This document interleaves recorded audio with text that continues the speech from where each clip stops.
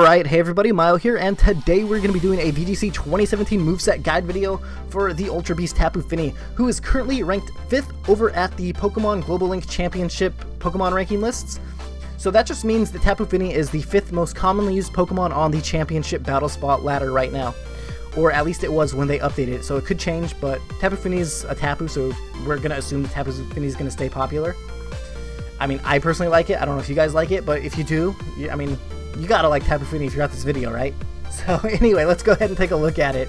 Tapu Fini is a water fairy type Pokemon, so I'm gonna go ahead and pull up the damage chart right now for you guys to see. So that means that, as you guys can see, super effective moves against Tapu Fini are Grass, Poison, and Electric.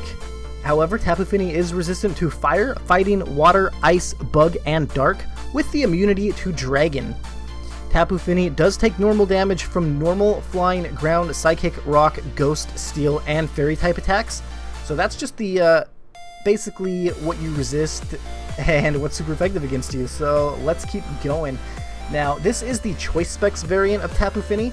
If you guys don't know, Choice Specs means basically whatever move you select first, you have to use that move, but it's going to hit 1.5 times harder than normal. So it's basically makes your move hit really hard, but you can only use that one move.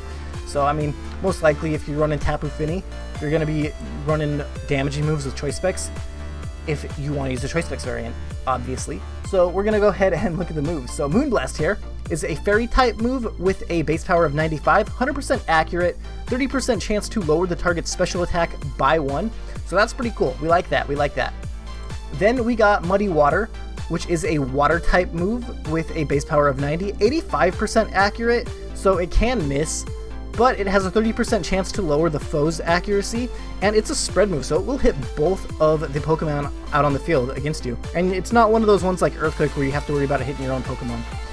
Then we have Scald, which is a water type move with a base power of 80 and 100% accurate, has a 30% chance to burn the target, but because we're most likely going to be in the misty terrain, we're not going to be able to burn anything. However, it does thaw you out if you're frozen, so that's why Scald's there. If you're not worried about being frozen, and you're not worried about 100% always hitting the Pokemon, you could go with Hydro Pump instead, because it's another water type move, which means it's Stab with a base power of 110. However, the accuracy is only 80%, so it won't always hit. And it has less PP than Scald if for some reason you end up in like a position where you need more PP.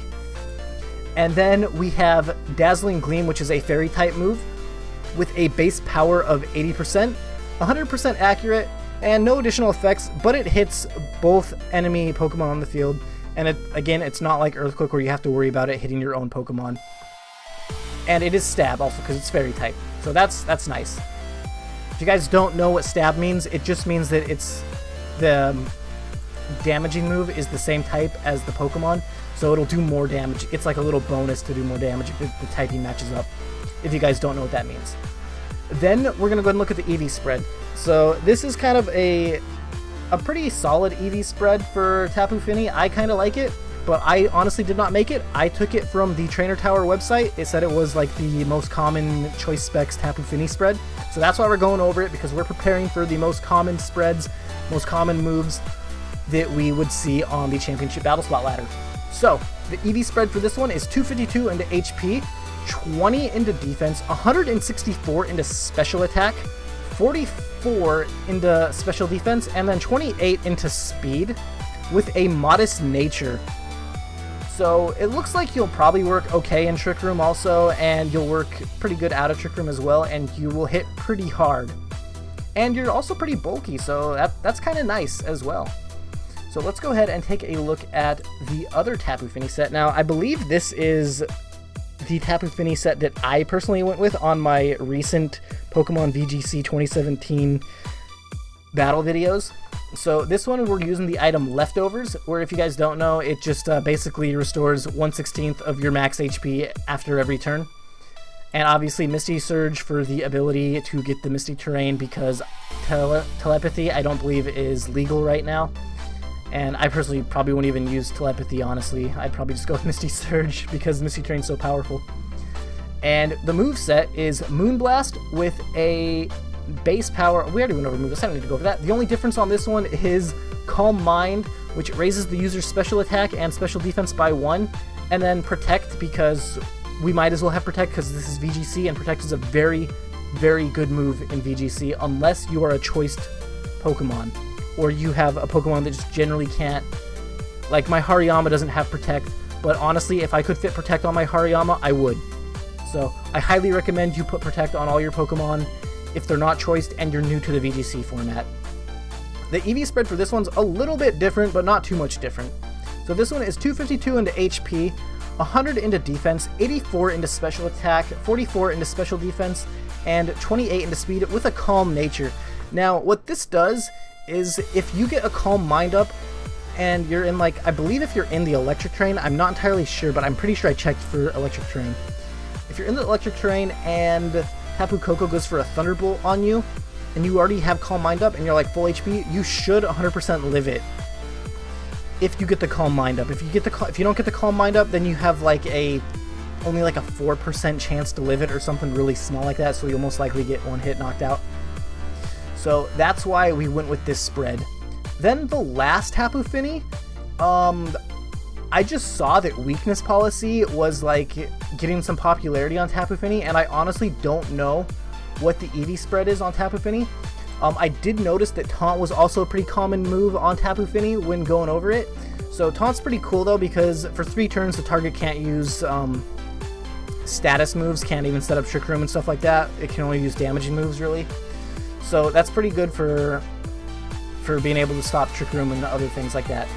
So Taunt's another option that you might want to consider putting on your Tapu Fini.